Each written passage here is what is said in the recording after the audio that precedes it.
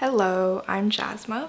Today we are making Madeleines, 3 different flavors to be exact. Madeleines are little butter cakes that originated from France. They're baked using Madeleine molds to give it its signature shell shape, and also they're known for its little hump. I feel like I get more excited about Madeleines than I should because they really are just butter cakes. There's nothing too special about them, but maybe it's the fact that they're small and shell-like that just adds a certain level of charm to them. You can make this recipe entirely by hand, and it's pretty much all done in one bowl. So I'm gonna get started with our first flavor, rose madeleines. Here I have my food-safe rose petals, and I'm just gonna give them a quick rinse.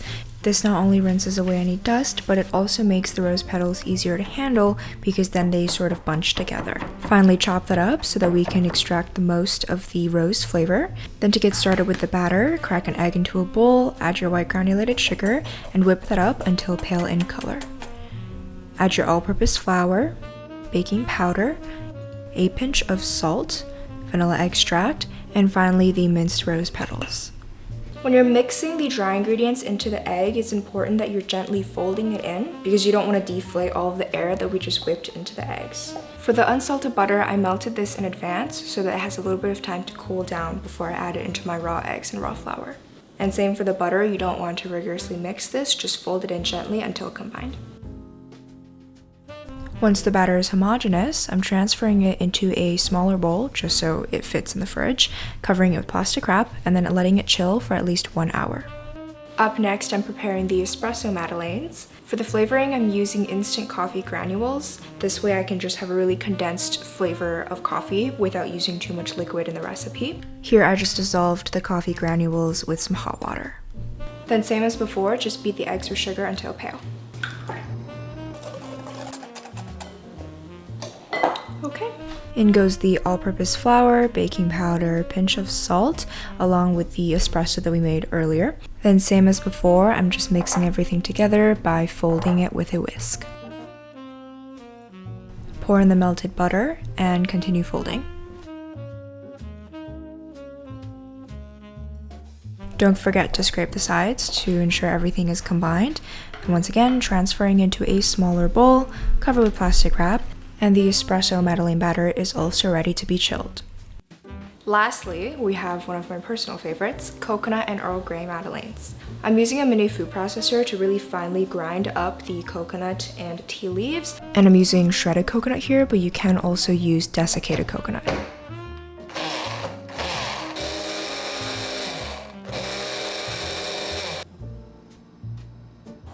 You know the drill?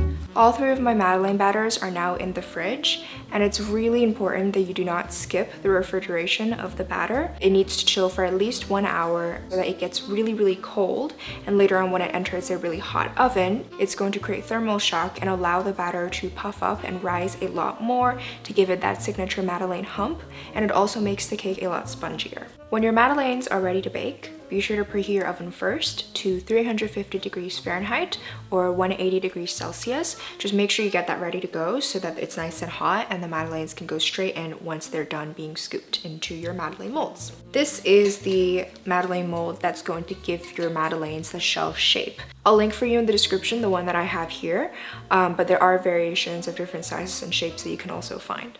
So for the Madeleine mold, it is important that you grease this enough so that the Madeleines itself don't stick and can easily release after it's baked. I prefer to use butter, melted butter, and just brush it in because I think it holds on to the crevices more evenly. And as it starts cooling down, it doesn't move around when you scoop the batter in. For more even distribution, I use a mini ice cream scoop that holds about 1 tablespoon to measure out the batter and fill up my Madeleine molds. And I also topped off the coconut Madeleines with some more shredded coconut.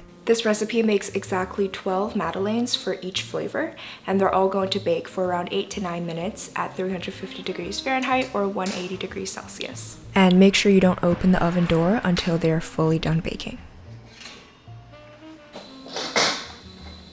Here's batch number 1.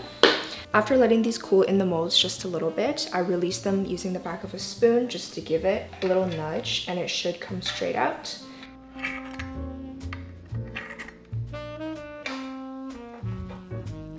Then I just flip all of them onto a cooling rack to cool completely.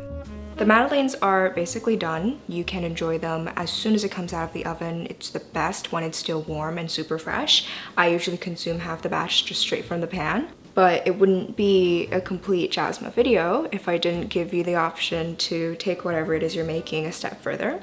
So I'm throwing on a couple of simple decorations for my rose and espresso madeleines. For the rose, I'm making a super quick glaze by combining a little bit of icing sugar with water until it forms a glue-like consistency. Brush a super thin layer of that onto your madeleines, and while it's still tacky, use that to stick on a few more rose petals.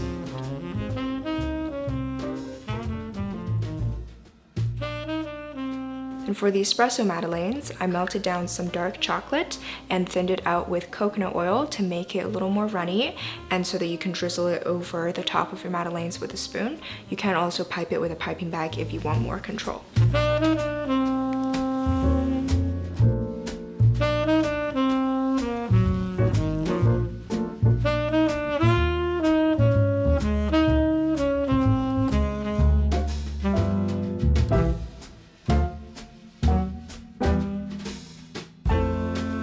These really are best eaten warm, so if you end up eating it the day later, or like you've kept it in the fridge, microwave it for just like 10 seconds or so for the optimal texture.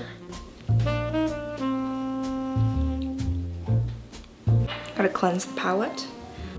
Look at that hump. Once again, you can grab the full written recipe for these madeleines on my blog. It's linked for you in the description and in the eye in the corner. And let me know which flavor is your favorite. Thanks so much for watching, and stay tuned for many more recipes this holiday season.